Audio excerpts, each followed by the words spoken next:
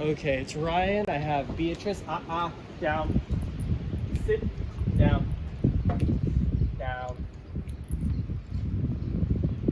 I have Beatrice out. Beatrice too excited. Over here. Sit. Down. Good girl. Wait. Okay, so Beatrice is out. Like I said in Oliver's video, I don't know which one you're going to see first, but we went to Glacier Ridge with the both of them. Oliver looked really good. Beatrice, she's very barky and somewhat reactive. Like she wants to lunge. I think it's just out of play. Like she wants to go meet and play with other dogs. So even when we use the transitional leash, and even with down. Beatrice. Down.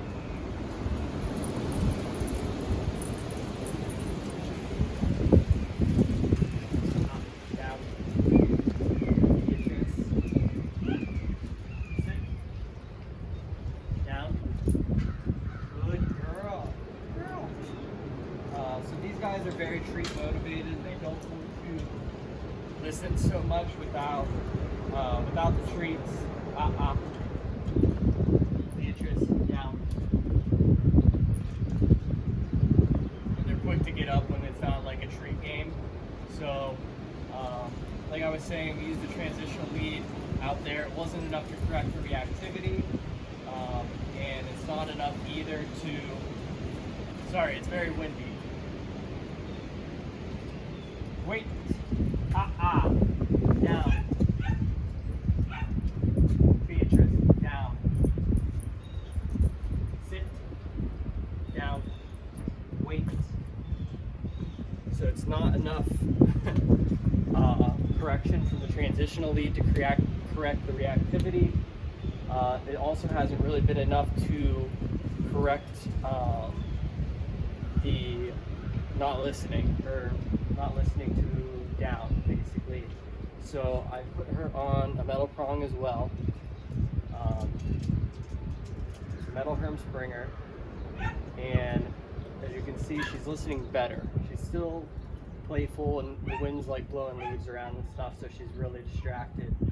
But I would use this. It's going to help you a lot with the leash reactivity, especially if you don't want to use like a bark collar on her. And the bark collar might be another consideration. So using that, using that instead of the prong collar, it's a decision you have to make.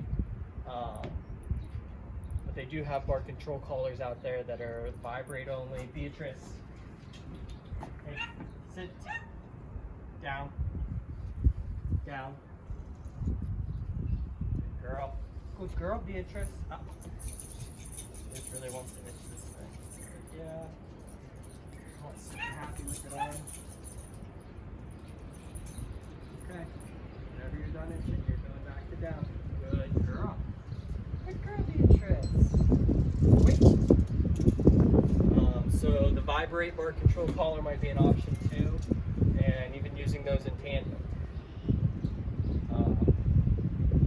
But everything else looks good. Her obedience is better when she first came here. Her down is better. Her place is better. She's held place yesterday for 40 minutes with other dogs in the room. I don't have her sheet out here right now, so I can't remember everything that we're working on. I know that like barking was a big thing. Pulling on the leash has gotten a lot better. She's following us, staying at her side, except when there's other dogs around. So that's going to be the toughest battle with her.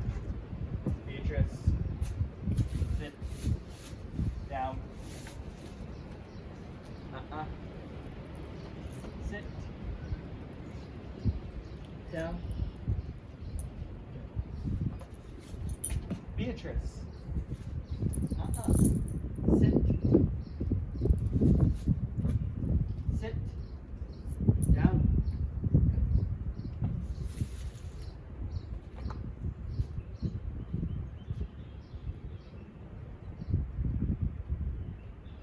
So as you can see, anytime she's getting up, down. Getting her back into a down, and there has to be a consequence. Otherwise, she's just going to keep getting away with it. Okay.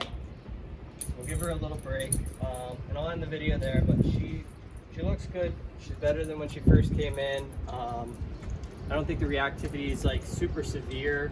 She's not a big dog, so she's not like, you know, dragging you down the street.